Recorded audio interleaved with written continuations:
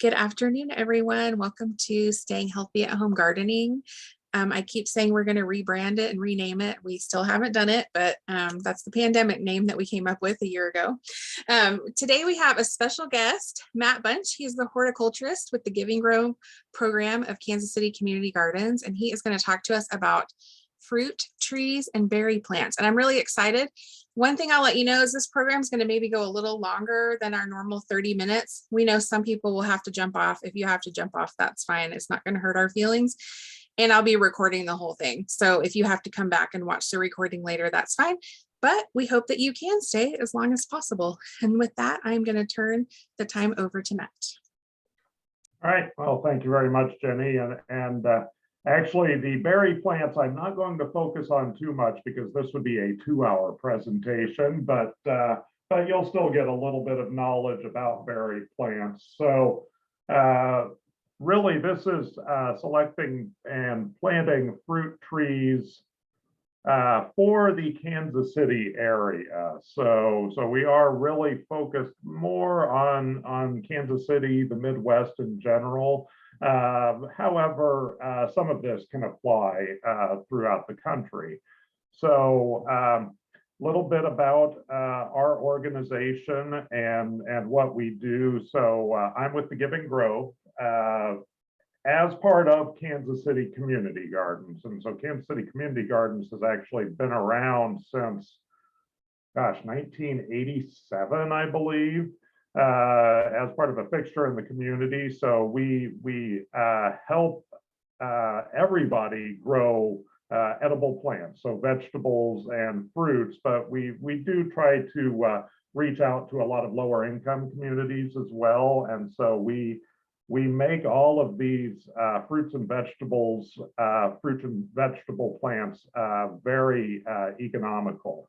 So we are a membership organization, and so every year you would renew your membership, and with a membership you actually get 10 free packs of seeds, a bag of fertilizer, and boy, you get all sorts of workshops too. So we try to make gardening accessible and easy for all of the residents of the Kansas City metro area.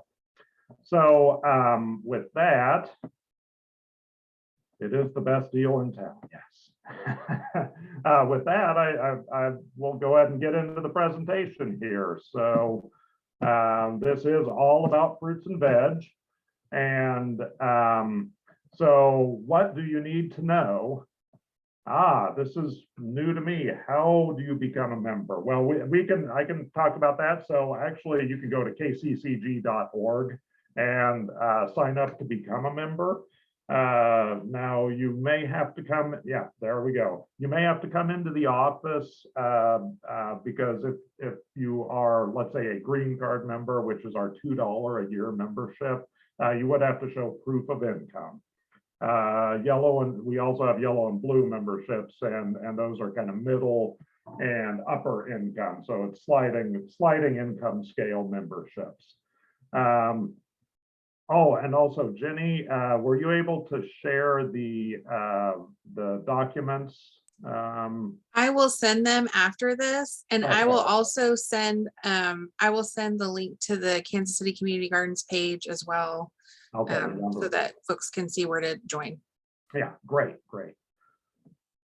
So anyhow, that's a little bit about Kansas City Community Gardens, and I am with one of the programs. I'm with the Give and Grow program, so the fruit tree program, and so we since 2013 have planted over 220 orchards, little micro orchards, all throughout the metro area. So Kansas and Missouri side, we work with a lot of schools, we work with different neighborhoods, we work with faith-based organizations, and probably if you've driven around the city enough, you have seen our orchards.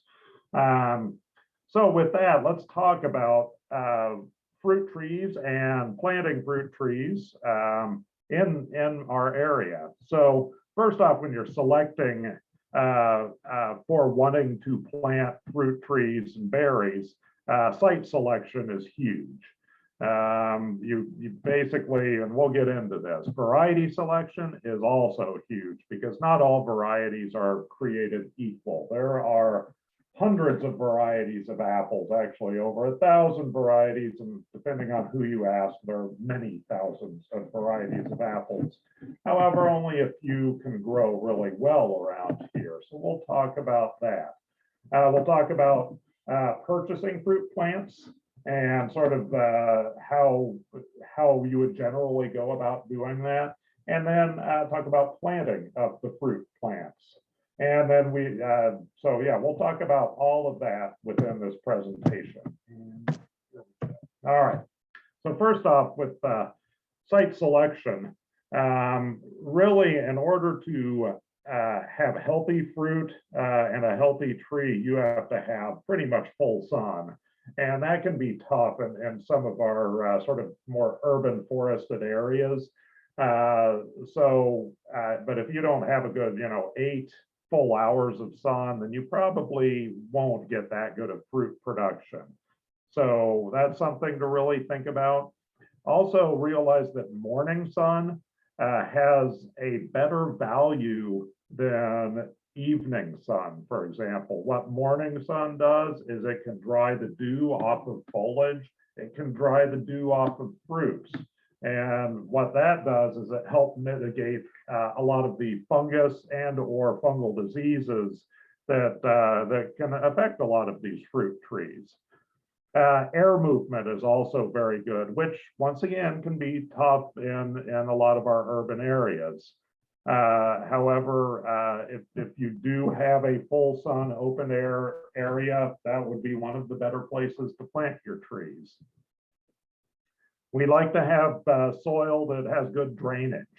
So you wouldn't want to plant a fruit tree sort of in the lowest elevation of your yard or in an area that holds a lot of water. A lot of these fruit trees are very drought tolerant. However, they cannot stand wet feet. And that can be a bit of a problem with some of our soils because we have a lot of high clay content.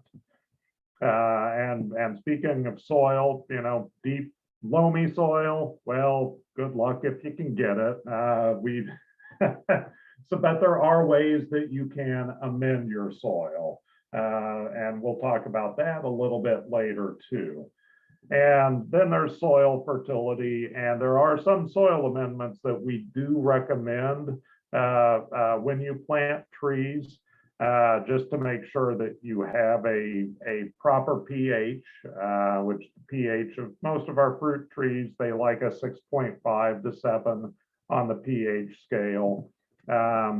It can be recommended to have a soil test done before you plant fruit trees, but it's not always necessary. It really depends on how much money you're planning on sinking into a fruit tree planting and endeavor. So with the plant characteristics, basically and you'll see this with the plant list that we'll send on a little bit later after the program. But like I mentioned earlier, there are thousands of varieties of fruit trees out there.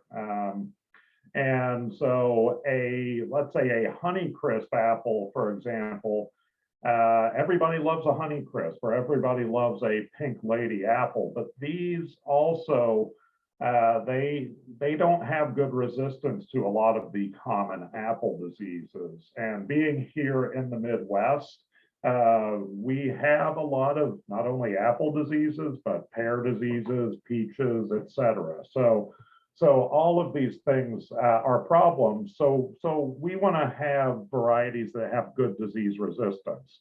And when we get into these varieties, go variety by variety, we will talk about those things. We want to have good production potential. I mean, you're planting this for food. You want a couple of bushels, if not more, of apples per tree, or pears per tree, or peaches. Storage life is also important. especially if you're planning on eating these fresh, let's say into December. So you have an October ripening apple. Well, you want to make sure that they have the potential to store maybe 3 to 4 months after that. Rootstock. And this is something that can actually dwarf the tree, make it a little bit smaller. Rootstocks also help the tree adapt to a site. Pretty much all fruit trees are grafted, meaning they are 2 separate trees. There's a root and then the scion, which is the variety, and they are grafted together. And that rootstock is very important. So we'll get into that a little bit more later too. Then you have to understand pollination some. You also want to understand bloom time. And now is a really important time to think about bloom time because, well, what did we have last night? We had 28 degrees, so we had a hard freeze. However, some things are already flowering. Some peaches are already flowering. So what is that going to do to those blossoms? Well, it might end up killing those blossoms. So having something with a later bloom time is beneficial for us in this area. You also want to look at ripening dates. You don't want to plan your annual vacation during the ripening of your favorite peach tree. So and actually with ripening dates, we think about that a lot more when we plant at different schools, because schools, they're oftentimes out of school during June, July, and early August. So we don't want anything, or they don't want anything that's going to be ripe during those times. So we will always plan for things will be ripe in late August all the way through October. And then there's general ease of maintenance. I'd like to say that growing fruit trees is probably one of the harder things you can do horticulturally. So having a tree that you have to spray less, that is actually adapted better to our soils and our climates will be beneficial and will make maintenance a lot easier. So let's get into variety selection. So fruit quality, pollination, bloom time, rootstock, and disease resistance. So that is really big for us. Let's get into pollination. And this one always confuses people a little bit because, apples, you do need 2 varieties, 2 separate varieties to ensure that, let's say an enterprise apple and a Liberty apple. So the pollen gets transferred from one variety to another, and then you thusly get fruit. Pears, it's the same deal. In general, you need 2 varieties. There are a few exceptions. There are what's called self-fertile or self-pollinating pear varieties, but for the most part, they do need a partner. Peaches, they are self-pollinating. So all you need is 1 peach tree and voila, you will have fruit. The bees will take care of it. The flowers are perfect flowers, meaning they have the ability to self-pollinate. Cherries, most of the tart cherries are self-pollinating. However, most sweet cherries are not. So sweet cherries, you do need 2 separate varieties. Apricots, most are self-pollinating, but some are not, and that can be confusing, and that's where you need things like the catalog from, let's say, Stark Brothers or Adams County Nursery or one of these places to tell you. And plums, it's actually a little bit more complicated because with plums, you have a lot of different genetics out there. You have European plums, you have European hybrid Japanese plums, you have Japanese plums, you have Japanese hybrid American plums. So there you just need to know what variety, what the lineage of the varieties are. And that's where the plant catalogs can be very helpful as well. So a little bit about dwarfing rootstocks, and talked about this, just touched on it earlier. So like I say, pretty much all fruit trees are grafted. And these rootstocks that they're grafted on are selected for a wide variety of reasons. Some is tolerance to clay soils, some is tolerance to temperature zones. So, us being in a zone 6, sometimes zone 5, this year zone 7, but so cold hardiness. And there is disease resistance in some of these rootstocks, so they're resistant to some of the apple diseases, which means the roots will not die from some of these diseases. But then rootstocks can also be used to dwarf trees. So let's take a European pear, for example. A European pear just on let's call it a standard rootstock, it would be 35 to 40 feet tall. So now you put it on a semi-dwarfing rootstock, you can get it down to 25 feet tall. You put it on a dwarfing rootstock, you could keep that thing at about 10 to 12 feet tall. So that's the difference there, is smaller trees. However, not all dwarfing rootstock is adapted to our soil types, and nor is all dwarfing rootstock adapted for, let's say, a home grower. So there's, anymore, the dwarfing rootstocks that are used out there are almost more for commercial growers, for growers that are trying to plant trees 3 to 4 feet on center. So mostly what we have out there available is semi-dwarfing rootstock. And for apples, that means kind of a 10 to 15 feet tall. For pears, that means about 20 feet tall. So, but there is a real reason to have these rootstocks out there.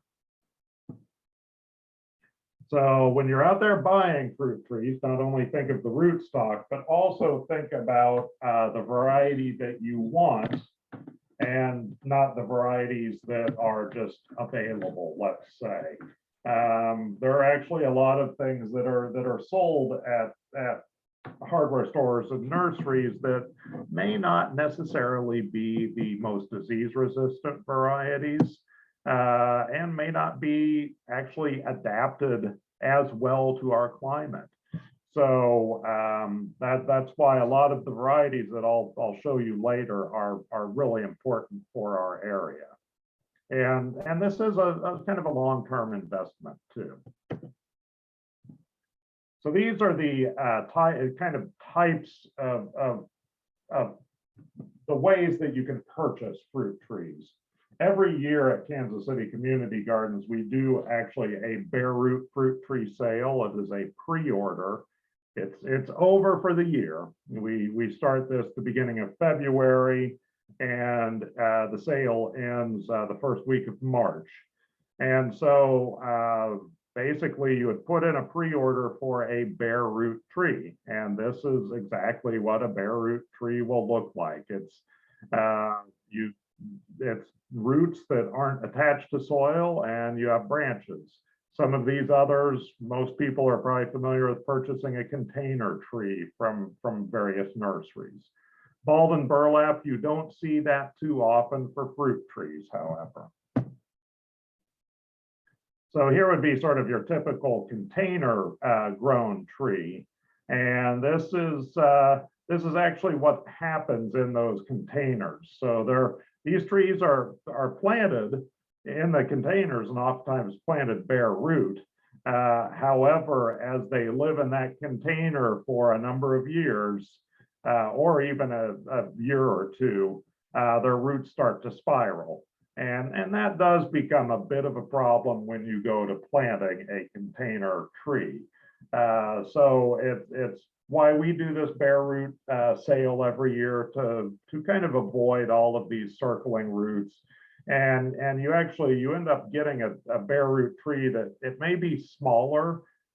However, it will grow a lot quicker than something that has been container grown. And so this is how the trees will typically come in and bear root. So you'll see they'll come in a box, a long box, and they're just all bundled together, wrapped in plastic. You would pull them apart and voila. And actually here, this next stage is the soaking, because when you get your bare root trees and you get them ready to plant, you want to pre-soak them to get those roots moist again. And then you would go off to planting the trees. Now, I want to talk a little bit about tree planting. Oh, by the way, happy Missouri Arbor Day to all. So this, and no April Fools here. In Missouri, we get to celebrate 2 Arbor Days. We get to celebrate Missouri Arbor Day and National Arbor Day, which is the last Friday of April. So anyhow, this is the digging of the hole portion, which, everybody on the call here is like, well, I've dug a hole before. Well, yeah. But have you dug a proper hole for a tree is the next question. So when we dig these holes for trees, we don't dig in a V or a U shape, if you can imagine sort of the bottom of the hole. We like to make sure that we can fit something like a barrel, let's say, in the bottom of that hole. We also do not dig very deep. Oftentimes it's 12 to 16 inches deep. However, we're digging wide. The reason we're not digging deep is because the roots aren't that deep, for one thing. So we don't want to have the tree buried deeper than what's called the root collar, which is actually where some of those first roots start coming out. If you have the tree too deep, then sometimes it can't get the oxygen it needs, and it ends up getting more water than it needs. So the tree will end up drowning.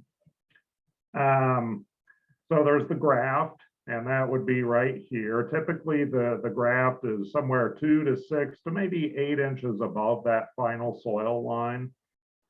And when we dig the holes, because our soil around here has a lot of clay content, we actually, and when you dig with a shovel, if you've ever done this, you've seen how the backside of the shovel, where you've pressed against the side of the hole, it's compacted. So when we start digging in the middle of the hole, and then we dig perpendicular along the outer edge, so we're not compacting the outer edge of the hole. That way, all of these small roots, when they go out there to the edge of the hole, they don't hit this very hard, very smooth, hard surface, but they hit sort of this crumbly surface. And this is something, every time we plant trees with groups, we really explain the importance of having sort of this friable soil along the edge of the hole, not a compacted, almost like a brick compaction that would happen if you dig a hole sort of the quote unquote normal way. So here we are kind of with a bare root, a little bit of the same process. Actually, I probably would have dug this hole a little bit wider myself, but this is not the hole that I dug. So there we are. But the point is, so there's the tree. We end up putting a little bit of soil below all those roots, almost making a cone below that, and then set the tree on top of that cone, spread the roots throughout the diameter of the hole all the way around, so the roots are going 360 degrees around the hole. And then we will add compost and soil. And by the way, it's the native soil, it's the soil that you've dug out.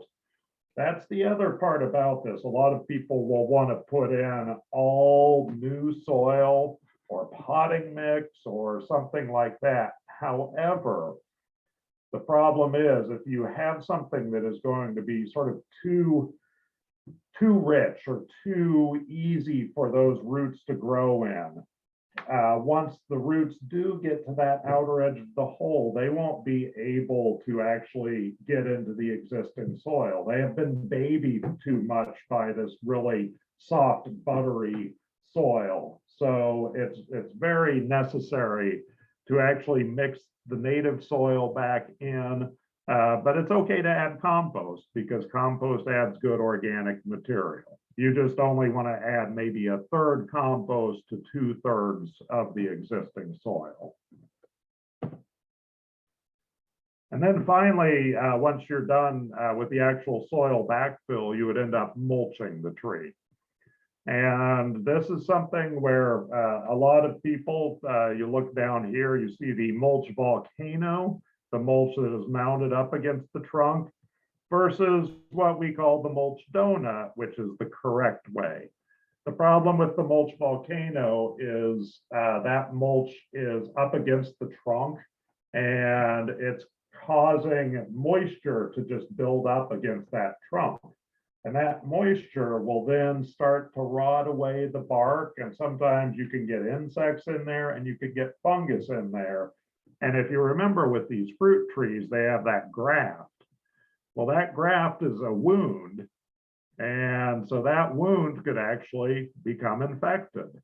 And so then you have ended up infecting your fruit tree and sometimes killing your fruit tree if you excessively mulch like a mulch volcano.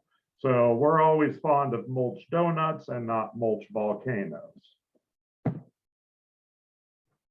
And I know we're getting into the weeds here. I want to get into the varieties really soon, but then this is a little bit about tree maintenance. This is because these trees do come in bare root, and oftentimes you do have a lot of branching, let's say, or in some cases you don't have any branching. You will need to do things like a little bit of pruning. You may need to head back what's called whips, which are exactly what they sound like. They are just sticks. They are sticks with no branches, and those sticks with no branches may be 4 to 5 feet tall. Well, sometimes you need to cut those whips down by a foot, if not more. And what that does is it actually helps promote branching. And it will help with the formation of new branches. They'll form a new central leader. Pruning is a whole separate animal, and we're not going to talk about that too much. But I do just want to run through a couple slides here on new pruning of an apple tree and central leaders. You have your kind of before and after here. And a lot of people are afraid to prune. I would say don't be afraid, because it's something that is necessary for not only fruit trees, but really all trees. All trees could use pruning throughout their lifetime. And it's especially important when the trees are young. This is a very formative stage.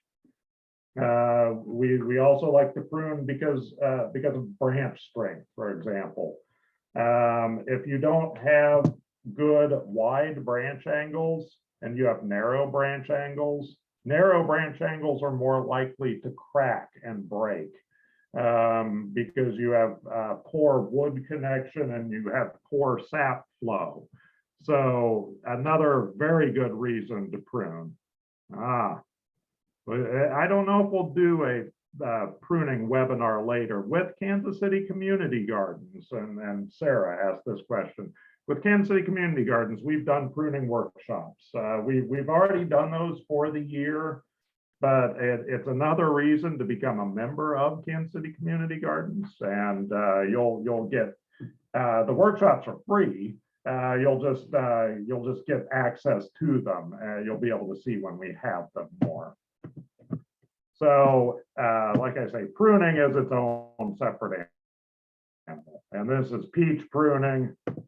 All right, enough of this pruning. Let's get into varieties now. Let's get into kind of the fruit and potatoes, if you will. The reason we select these varieties, and I mentioned this earlier, is good disease resistance, well adapted to our climate. So here we are with apples. The four main apple diseases that we end up facing are apple scab, cedar apple rust, powdery mildew, and fire blight. However, a lot of varieties do not have good resistance, and as a matter of fact, are very susceptible to, if not one of these, all of these apple diseases. So what that means is if you have these varieties that are susceptible to all of this, that means you are spraying your trees that much more. Apple trees and fruit trees are already a high need crop because you have a lot of insect pests. However, when you throw in disease and fungal pressure on that, it's just that much more spraying that you would have to do. So keeping that in mind, these are the varieties that we recommend because they all have either immunity or very high resistance to apple scab, and they have high resistance to some of those other apple diseases. So for example, Williams Pride is kind of a summer apple. It's a big red summer apple.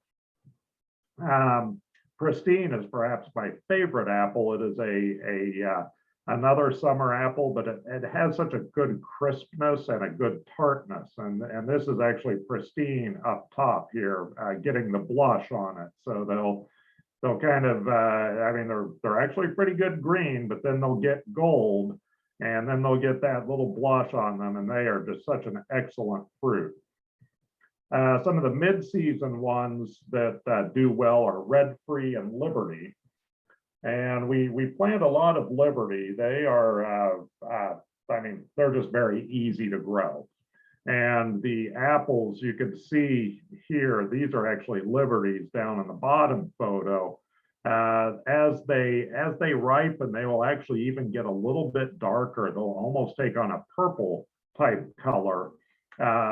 Very crisp and a lot of different flavor notes with them.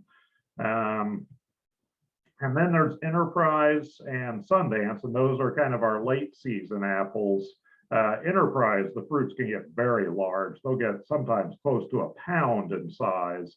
And Sundance is one that is kind of like the latest apple for us. There are a couple of others, but Sundance has the better disease profile of them all.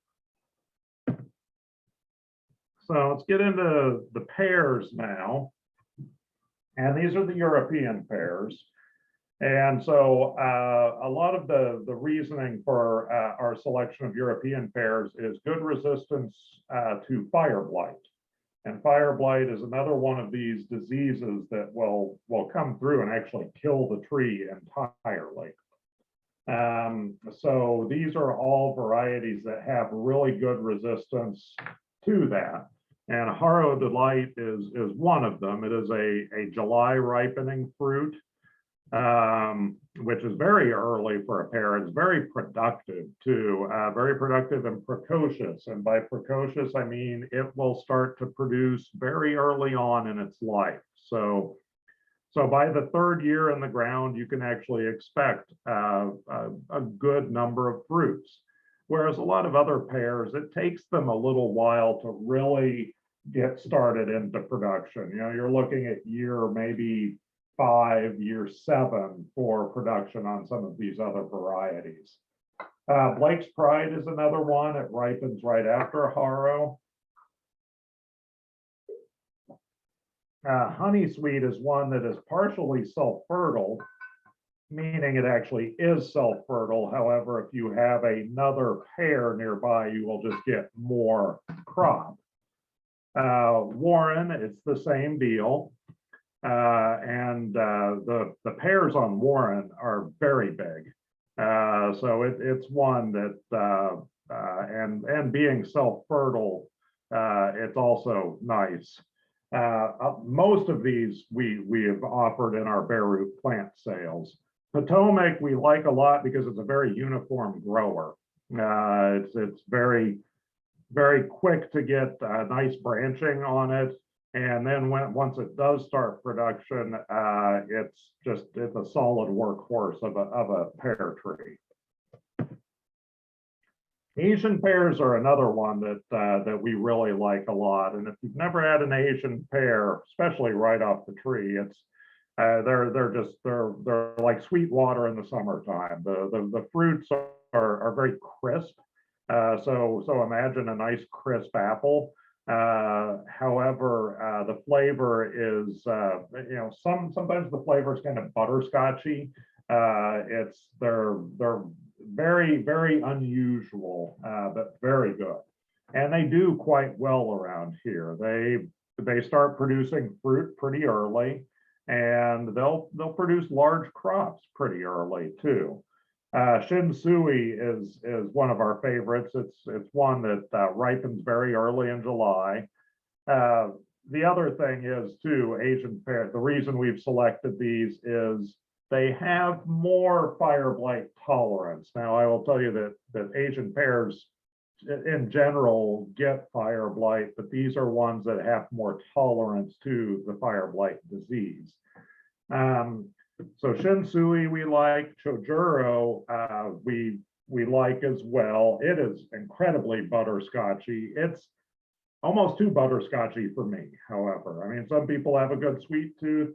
I don't have that sweet tooth, so I like something that's going to have more tart notes. But if you really like butterscotch, Chojuro would be the one for you. Yoanashi is another good one, and as well as Korean Giant. And Korean Giant is the last ripening of the Asian pears around our area. And these fruits can sometimes get up to a pound in size, which is, once again, really impressive. Most of these other fruits, you're talking about a third of a pound to half of a pound at the largest, but Korean Giant, like I said, 1 pound fruits are pretty incredible. And then there are peaches. Everybody loves peaches. Peaches are something that we don't plant as many of around here. The reason being they do have a lot of insect pests, and they do have some disease pressure as well, but mainly it's the insect pest. It's greater peach tree borer and it's oriental fruit moth that cause problems with peaches. So it's just that much more spraying and or monitoring and cultural practices that you would have to do in order to grow these trees. However, that being said, the varieties that we do like are Haro Diamond, which is it can ripen as early as mid-June. Most of the time, it's going to be late June, early July, so it's a very early peach. Which actually means that it's able to avoid some of the fungal issues that we have in the area. So things like brown rot, which would affect later ripening peaches, Haro Diamond pretty much can avoid that. But because it is such an early ripening peach, the peaches are smaller because they just haven't had enough time on the tree. So that's Haro Diamond.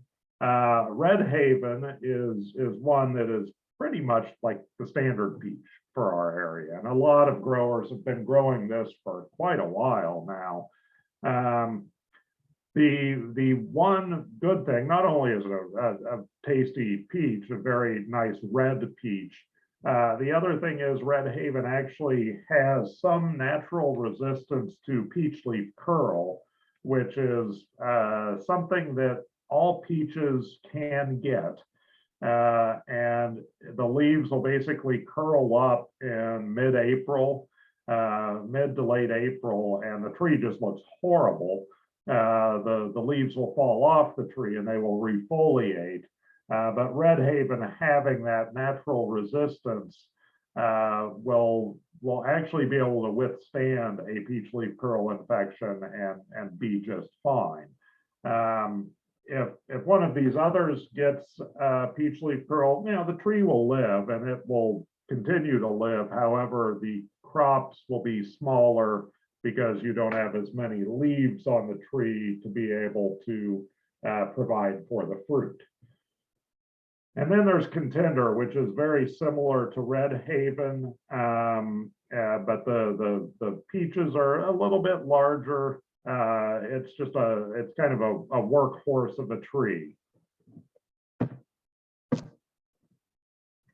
Now we have our cherries, and a lot of cherries do really well around here. They do succumb to some of the same problems of peach, but not nearly to the same extent. So with the tart cherries, there's Montmorency, which is kind of the standard for all tart cherries. They're the large red ones that have kind of a clear yellow juice. North Star is very similar to Montmorency. However, it is a naturally dwarfed tree. So it will only get about 10 feet tall, which is actually kind of perfect for most yards. But it's still going to be very tart. Jubelium is a hybrid between sweet and tart, and it's just the fruits are a wonderful size. So that's actually the bottom photo here is Jubelium. And you'll see these fruits almost get to be kind of purplish, and the juice is very deep purple as well. And it's just slightly sweeter than a regular tart cherry. They're wonderful. And then there are the sweet cherries that can grow around here, and Black Gold is a self-fertile one. Called Black Gold because it has kind of a deep dark red skin but a yellow flesh. And then Rainier, which Rainier is one that actually needs a pollinizer, so it needs a mate, which normally is just another sweet cherry. But it can be pollinated by Montmorency as well. And then there are the bush cherries. And this is the photo down here, kind of at the bottom. These are bush cherries in flower at one of our community gardens. And as you can see, they are just covered in white flowers. They're very beautiful in flower. They're very productive in fruit. So these bush cherries, they are shrubs. And this is one of these instances where the plant is not grafted because it's a shrub. So these bear a tart cherry. However, they're all sweeter than Montmorency, and each one of them has the juice in the flesh is going to be a deep red. So it's not like the clear yellow of a Montmorency. It is a deeper red. So these are used much the same way you would use a tart or pie cherry. However, you also have the juice aspect too. And that's where a lot of growers are really finding this little niche is in the juice of this cherry. So it could be added to, it could be added to any sort of ferment. So it could be just straight cherry juice that you would sell. So Carmine is one of those series, and it gets to be about 7 to 8 feet tall, 7 to 8 feet wide on a multi-trunk shrub. Romeo is another one with a little larger fruit, a little sweeter fruit. And then Juliet is also yet another one, little larger fruit than all of them and the sweetest of all of the fruits. These are ones that we have made available over the years in our bare root tree sales as well. Okay, apricots. We don't really recommend apricots around here too much. The main reason is, boy, 1 in 7 years is an apricot year. And the problem with apricots around here is we always have a late frost. So these things, most apricots are flowering right now. And consequently, the problem is they're flowering right now. Well, we're going to have another hard freeze tonight. Who knows what the next 2 to 3 weeks will bring, but for us around here, April 15th is typically the last frost date. Now, the past 2 years, it has been right around April 20th to April 22nd. As a matter of fact, last year, I think it was on April 20th, we had, what was it, maybe 3 to 4 inches of snow. So it's not unheard of to get those late winter events in April, and hence apricots just do not do that well around here. Wish they did better because they are wonderful. Plums, we don't plant a lot of plums with the Give and Grow because they do succumb to a lot of pest pressure and sometimes fungal pressure. However, you can grow them fairly well around here. And that said, I tend to recommend a lot of the American or the Japanese American hybrids rather than the European plums. A lot of these American and American Japanese hybrids end up ripening kind of earlier in the summer, whereas a lot of the European ones, they tend to ripen later in the summer.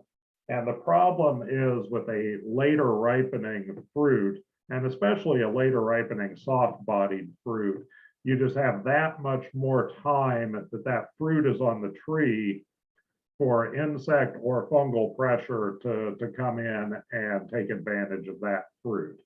And so it's why both the American and the Japanese hybrids do much better around here. You can grow them with less pesticides. All right, now we're getting into some of the other fruits that some of you may know about, may not, but this is pawpaw. This is the largest fruit, largest native fruit in North America. It also happens to be the official fruit tree of the state of Missouri. So native, you can find these all around the Kansas City metro area, all around the Blue River, Cliff Drive area, north-facing slopes. Basically, you'll find these north-facing slopes and ravines of undisturbed areas. You'll find pawpaws growing.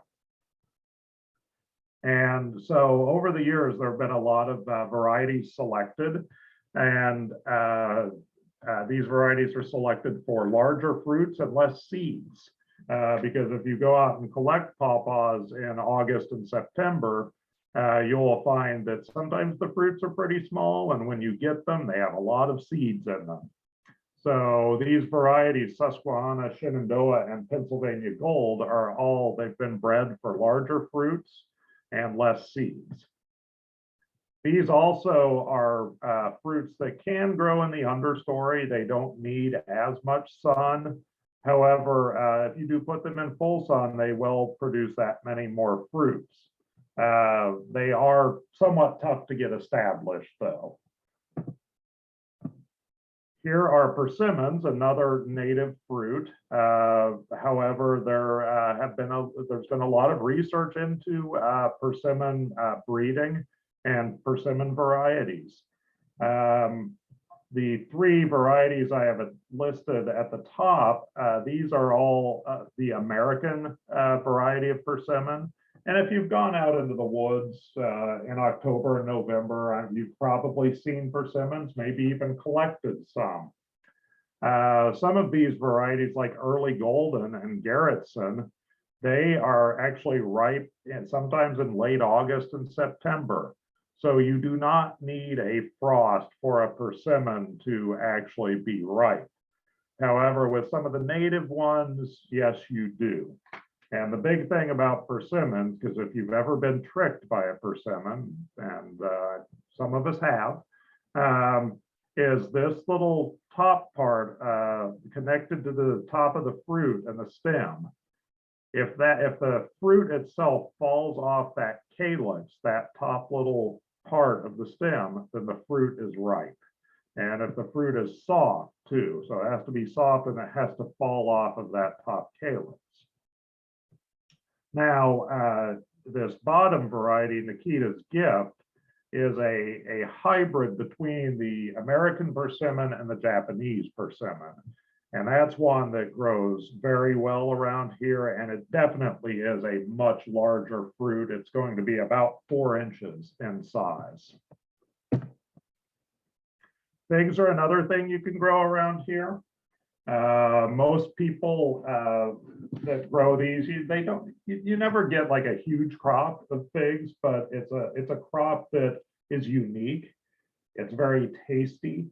Your neighbors will appreciate it. Your friends will appreciate it. So these are something that you would almost treat like a perennial around here. They are a shrub, and you'll see these growing in shrub form, and they will have their fruits in late August until the first hard freeze. And these varieties are the ones that do fairly well around here. There are jujubes. Jujubes is another unusual crop. We've planted these out with a lot of our orchard sites. They're known as Chinese dates. In China, they have over 1,000 varieties of these. But they've only been grown in the States, well, I mean, since the mid 1800s. However, they really kind of more varieties were brought in the 19 teens and 1920s. And there's been a little bit more breeding to grow some improved varieties around here. So with that, we've covered a few fruits, but here's kind of another what you can grow and no, I think you better save your money. Because if you look at any of those catalogs out there, you're going to see a lot. And you know, sometimes your eyes are seeing things, but it's not translating into to the head necessarily. And so this is kind of the yes and the no. Of course, persimmons, we mentioned that. They're cornelian cherry dogwoods, and actually cornelian cherry dogwoods are flowering right now. They're very pretty yellow. Not many people have them out there. They're more sort of ornamental. But they produce a small little fruit that are great for chutneys and preserves. Hardy kiwi, not the big kiwi, not the big fruiting kiwis, but these are more table grape size. They do well. Elderberry, yes, Missouri is the leading producer of elderberry in the US. Blueberries, yes, you can grow them. However, you need to lower the pH of your soil. Currants and gooseberries, yes, you can grow them. As far as currants go, I recommend the Crandall clove currant. And as far as gooseberries go, Pixwell seems to be the best one. Grapes and plums, be prepared to spray more. Basically, grapes can be very difficult due to all of the fungal pressure that we have around here. We already talked about apricots. Mulberries, mulberries are a weed in a lot of our fence lines. However, there are dwarfing mulberries that you can grow, and these won't get any taller than 8 feet tall. So that means you can put a net over them to keep the birds out, and you can get all the harvest for yourself. And then there's aronia berry, which is very easy to grow and a very healthful fruit. And then there are some of these other things, the no save your money. And some of these are, you know, you get a lot of folks that want to plant food forests out there, or they see some things and they think, oh yeah, this guy over in Seattle's growing this, so I want to grow this here. Well, so not all of our climates are situated the same.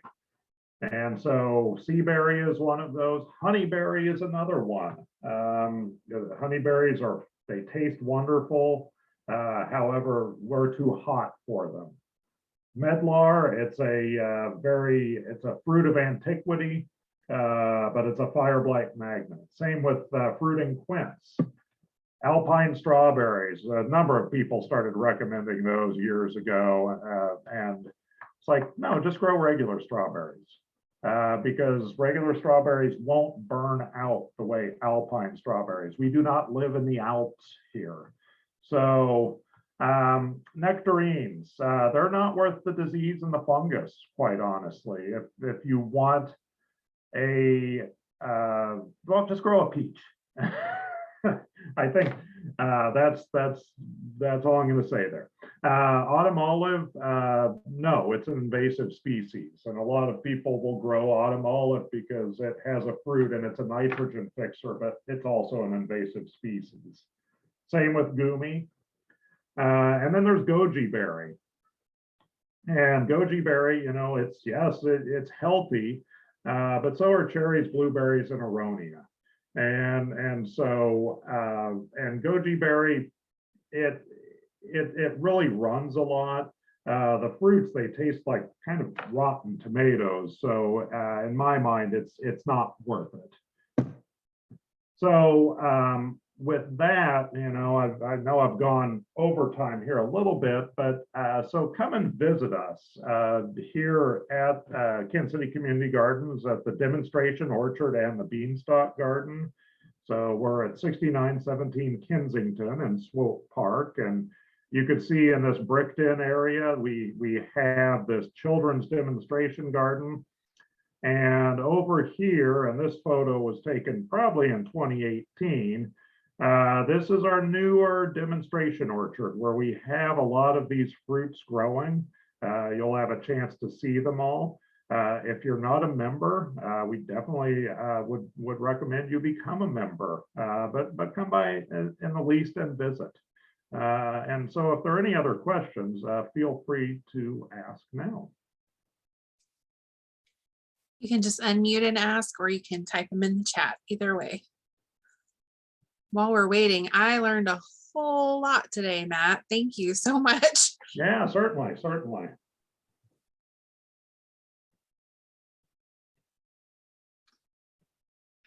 Not getting any questions. All right. Well, I think everyone's probably got a lot to think about. When this is over today, I'm going to send out an email with some handouts that Matt sent me ahead of time with some of this information. And I'll also send you the community garden website, KC Community Gardens. Oh, someone says, is there a fee for the beanstalk garden for children? So if you are going to get a guided tour from one of our staff, yes, there is. And so you would actually want to call ahead of time. I'm sorry, I don't know what the fee is, but if you just want to come and explore, it's free. It's free for the self-guided tour.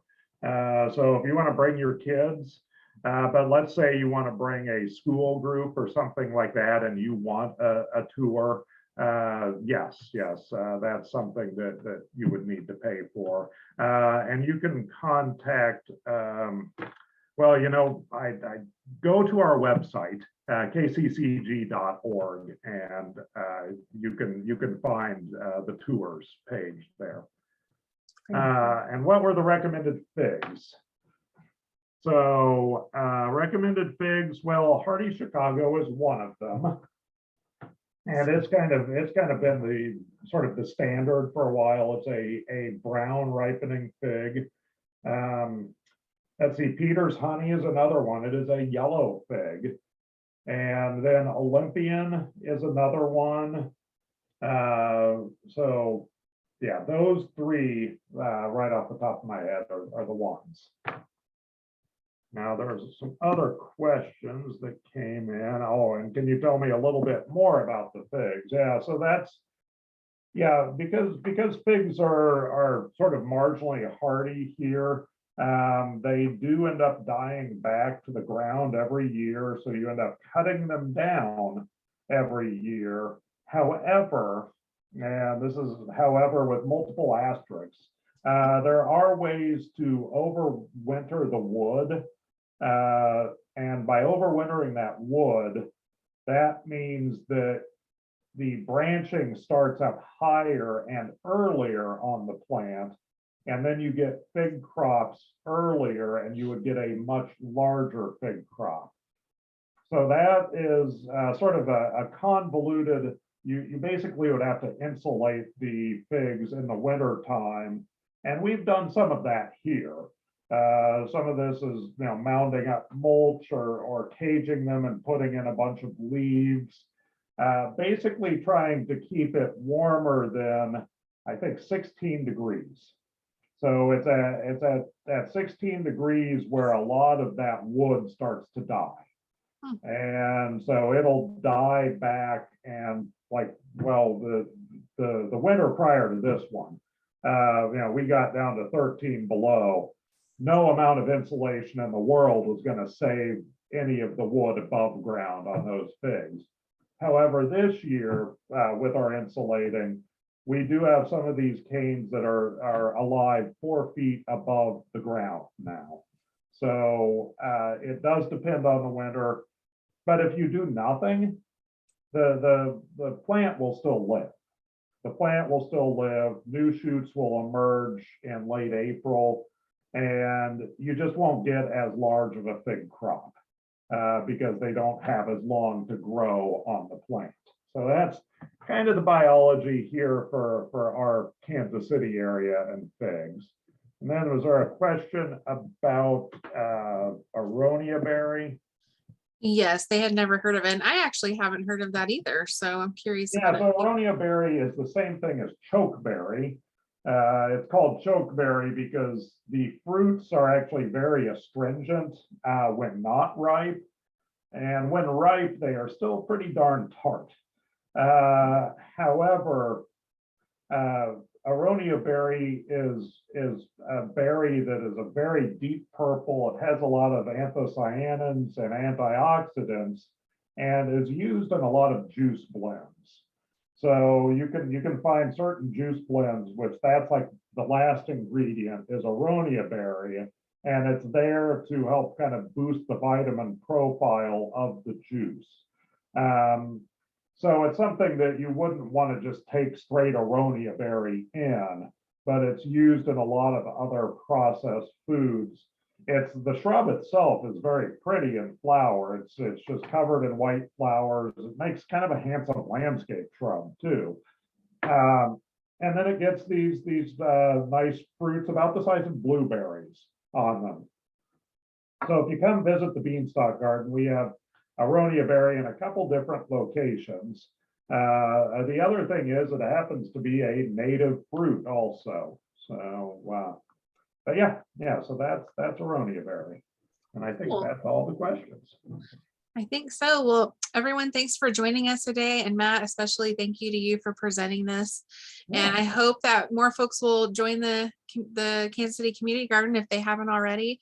I know we join every year because we really like to get the seeds. And I'll tell you, all the plants that I've planted from you all have done better than anything I buy.